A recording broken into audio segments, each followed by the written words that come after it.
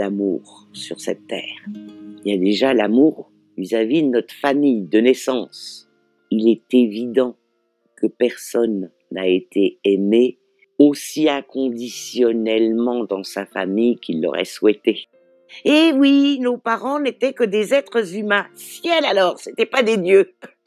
Et puis, nous n'étions aussi qu'un enfant normal, pas parfait, pas Dieu non plus. Forcément, c'est pas facile. Donc, la guérison d'une psychogénéalogie, c'est d'abord voir qu'il y a eu des choses positives dans sa famille, beaucoup plus que l'on croit, et de les utiliser. Et puis, ce qui a été pénible, parfois même très douloureux, on est bien d'accord, il ne s'agit pas de nier la souffrance, comment ça nous a construit.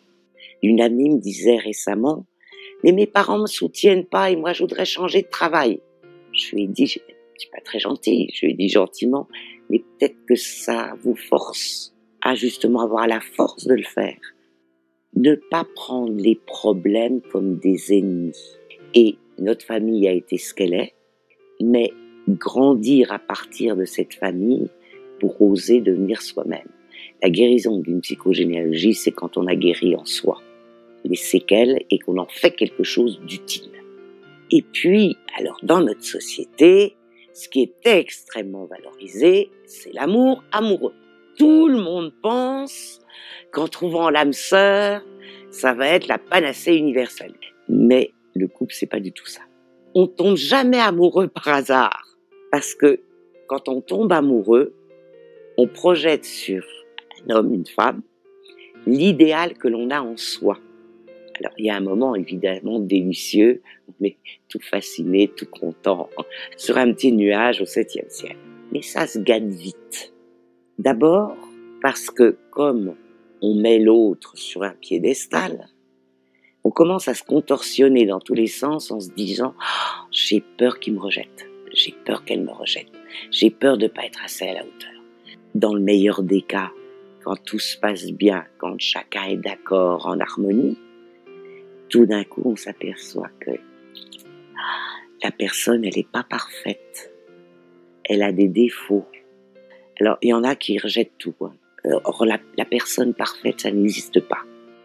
Mais il y a toute une adaptation avec ses défauts. Il y a des répétitions de la psychogénéalogie, c'est immanquable. Donc, il va y avoir tout un travail pour que l'amour-passion des premiers jours évolue dans un vrai amour. Et le vrai amour, c'est respecter l'autre, c'est se respecter soi, et c'est avancer ensemble. On imagine que l'amour amoureux, le couple, on n'a rien à faire, ça va de soi. C'est pas vrai du tout. C'est un énorme travail de vivre à deux.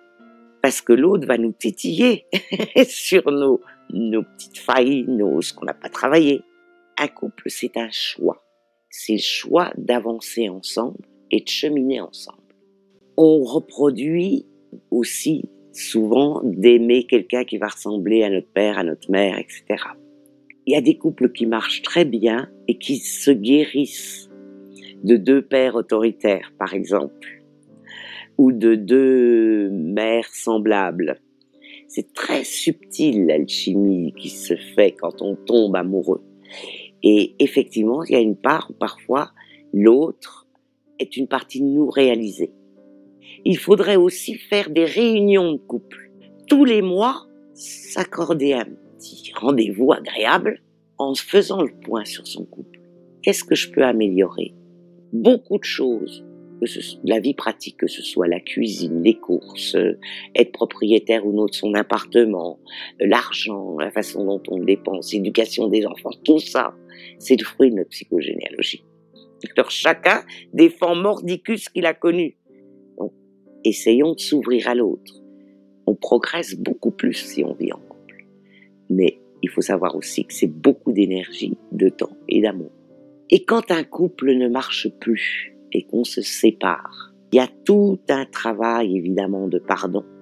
Et j'ai la chance d'avoir des patients, hommes ou femmes, suffisamment évolués pour me dire « j'ai pardonné » parce que finalement, même si c'était très douloureux, ça m'a fait avancer à pas de géant. Il n'y a pas que le couple qui fait avancer à pas de géant. Donc, tout un travail pour passer de l'amour amoureux à l'amour le plus inconditionnel possible. J'ai une amie qui m'a fait tellement rire et c'est tellement joli. Son mari adore bricoler, mais il sait pas bricoler.